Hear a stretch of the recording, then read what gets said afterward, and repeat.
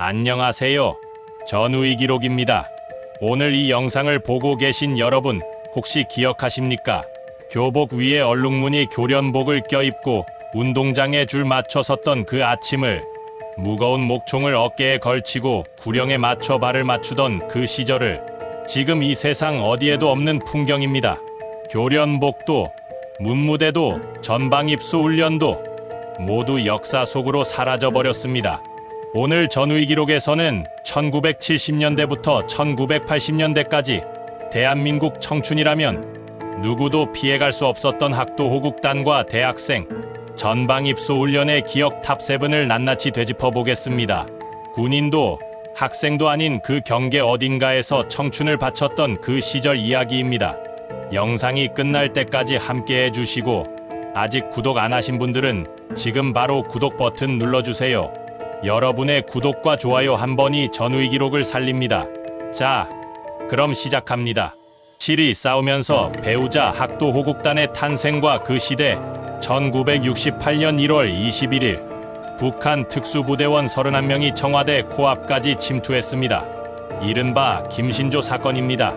생포된 김신조가 전국에 생방송되는 기자회견에서 난파 목적을 묻자 서슴없이 내뱉은 그 말 아직도 기억하십니까? 박정희의 목을 따러왔다. 이 한마디가 대한민국을 뒤흔들었습니다. 이듬해인 1969년 박정희 정부는 고등학교와 대학교의 교련 과목을 전면 도입합니다.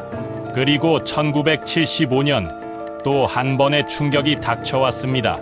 그해 3월 비무장지대에서 북한이 뚫은 제2땅굴이 발견됩니다. 그로부터 한 달 뒤인 4월 베트남이 공산화됩니다. 4.20이 함락되던 그날의 충격은 이루 말할 수 없었습니다. 박정희 정부는 더 이상 망설이지 않았습니다. 1975년 5월 20일 학도호국단 설치령이 공포됩니다.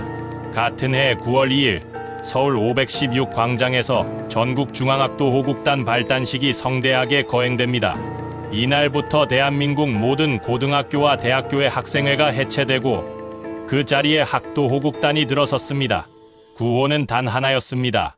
일면 면학, 일면 호국 이면 면쉐, 이면 후고. 배우면서 나라를 지키자는 것이었습니다. 학도호국단 간부들의 직함도 심상치 않았습니다. 학생회장이 아닙니다. 연대장, 대대장, 중대장. 학생들은 스스로를 학노쉐루라 불렀습니다. 학교가 아니라 부대였습니다. 캠퍼스가 아니라 병영이었습니다. 여러분은 그 시절 어떤 부대 소속이셨습니까? 6위 교련복이 곧 일상복 얼룩무늬 청춘의 하루. 이 세상 어느 나라의 캠퍼스에서도 볼 수 없는 풍경이 있었습니다. 대학생들이 교련복을 입고 강의실에서 수업을 듣는 장면입니다. 흰 바탕에 검은 얼룩무늬가 새겨진 그 교련복. 현대식 전투복을 본떠 만들었기 때문에 품이 넉넉하고 면 소재라 입기가 편했습니다. 학생들은 교련 과목은 죽도록 싫어하면서도 교련복만큼은 그럭저럭 선호했습니다. 오늘날의 학교생활복처럼 교련복 차림으로 등하교를 해도 학교에서 제재를 가하지 않았기 때문입니다. 교련 수업이 있는 날이면 아예 집에서부터 얼룩무늬를 걸치고 등교했습니다. 학교 운동장은 교련 구령 소리와 기합 소리로 하루 종일 떠들썩했습니다. 군복 차림에 검은 선글라스를 낀 교련 교사가 교문 앞에 서서 두발 불량 학생들을 잡아내던 그 풍경. 지금 생각하면 영화 같지만 그게 1970년대 한국 학교의 일상이었습니다. 수업 시간에는 M1 소총 분해와 조립을 배웠습니다. 교련 교과서에는 포로가 되었을 때 굴복하지 않고 버티는 방법까지 실려 있었습니다. 학교 무기고 앞에 학생들이 둘러앉아 수입포로 총기 부품을 손질하는 광경도 이 시절 캠퍼스의 일상이었습니다.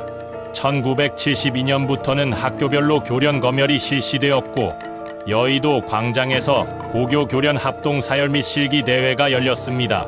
검열 일주일 전부터는 오전 수업만 하고 오후 내내 훈련에 매달렸습니다. 얼룩무늬 교련복을 입은 학생 1만 6천여 명이 서울 도심을 시가행진하던 그날의 기억 잊을 수 있겠습니까? 5위 나무총과 M1 소총 무기고보다 교실에 더 많았던 총기들. 지금의 학생들에게 말해도 믿지 않을 이야기입니다. 학교 무기고에 소총이 보관되어 있었다는 사실을 1970년대 교련 시간에는 나무로 만든 M1 소총, 즉 목총무 총이 사용되었습니다. 육중한 M1 게런드 소총의 형태 그대로 나무를 깎아 만든 것인데 실총 못지않게 무거워서 총검술 동작 하나에도 온 몸이 뒤틀렸습니다. 1980년대에 들어서면서는 재질이 바뀌어 고무나 플라스틱 소총 모형이 등장했습니다.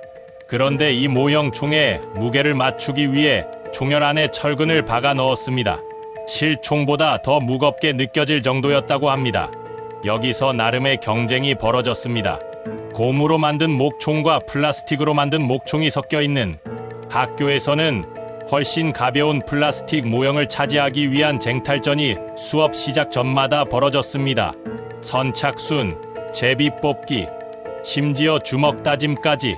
특히 총검술 수업 날에는 쉬는 시간, 종이 울리기도 전에 남학생들이 우르르 달려나가 가벼운 목총을 먼저 집어들었습니다. 화장실도 참아가면서요. 총기 분해 조립 시험도 있었습니다. M1 소총의 놀이쇠를 분해하고 재결합하는 속도를 겨루는 이 시험. 기억하시는 분 계십니까? 손이 기름때로 새까맣게 물들어도 눈 하나 깜짝하지 않던 그 시절의 우리들. 나라를 지키겠다는 마음 하나로 책가방 대신 목총을 들었던 그 청춘들이 바로 이 시대를 이끌어온 주역들입니다. 4위 공포의 문무대 성남 남한산성. 그 9박 10일 1학년 대학생들에게 4월이 되면 피할 수 없는 통과 이래가 시작되었습니다. 바로 문무대 입소입니다. 성남에 위치한 학생중앙군사학교, 별칭 문무대 웬우달. 이름은 문무를 겸전지엔 죄한다는 뜻이지만 입소를 앞둔 남학생들에게 문무대는 그야말로 공포의 대상이었습니다. 우스갯소리로 남한산성 한번 가면 그뿐이야라는 말이 캠퍼스를 떠돌 정도였습니다. 1970년대에는 무려 9박 10일이었습니다. 대학생 신분으로 10일 가까이 실제 군사훈련을 받아야 했던 것입니다. 1980년대에 들어서야 5박 6일로 줄어들었습니다. 입소 당일 교련복을 입고 들어가면 곧바로 군복으로 갈아입혀졌습니다. 그리고 얼차려부터 시작해 유격훈련, 총검술, 화생방훈련, 각계전투까지 육군훈련소에서 하는 것들을 압축해 놓은 듯한 빡빡한 일정이 기다리고 있었습니다. 낮에는 훈련, 밤에는 정신교육과 이론교육. 정신교육이 없는 날은 퇴소 전날 단 하루뿐이었습니다. 입소 전날이면 여학생들이 남학생들에게 초콜릿과 담배를 건네는 진풍경이 벌어지기도 했습니다. 받은 위문품의 양으로 인기를 가늠하던 시절이었습니다. 입소 기간 중단 한 번 있는 면회일, 일부러 시간을 내어 찾아온 여아구를 만나며 피어난 캠퍼스 로맨스. 이른바 문무대 커플이라는 말이 생겨난 것도 이 시절입니다. 남학생들만 있는 공대생들이 가장 서럽다는 날도 바로 이 문무대 입소 시즌이었다고 합니다. 그 우픈 기억 아직도 선명하게 남아있지 않으십니까? 3위 공포의 전방입소 훈련 책가방 대신 군장을 메고 문무대를 1학년 때 겪었다면 2학년이 되면 또 다른 관문이 기다리고 있었습니다. 바로 전방입소 훈련입니다. 대학교 2학년 남학생들이 실제 전방 육군 부대에 입소해 5박 6일 동안 현역병들과 똑같은 훈련을 받는 제도였습니다. 대체로 5, 6월경에 실시되었습니다. 이 훈련은 1988년을 마지막으로 폐지되었으니 박정희 정부가 시작하고 노태우 정부가 끝낸 셈이었습니다. 전방 부대에 입소하는 대학생들은 그야말로 충격을 받았습니다. 그동안 문무대에서 받아온 훈련과는 차원이 달랐습니다. 실제 현역 병사들이 생활하는 부대에서 실제 훈련 방식 그대로 들이닥쳤습니다. 내무반 생활, 불침번, 야외 훈련까지. 군인도 아닌데 군인보다 더 군인 같은 생활을 했던 5박 6일이었습니다. 일부 학생들은 훈련 거부 운동을 벌이기도 했습니다. 1970년대에는 학생인데 왜 군사훈련이냐는 저항이 있었고 1980년대에는 반미 운동의 일환으로 전방입소 거부 투쟁이 격화되었습니다.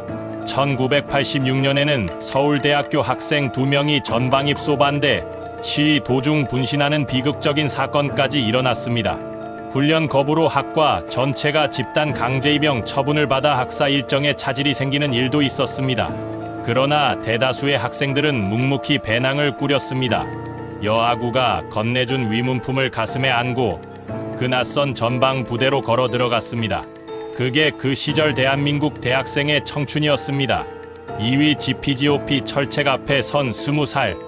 분단의 현실과 마주하다. 전방 입소 훈련에서 가장 강렬한 경험 중 하나는 따로 있었습니다. 바로 비무장지대와 GPGOP 견학이었습니다.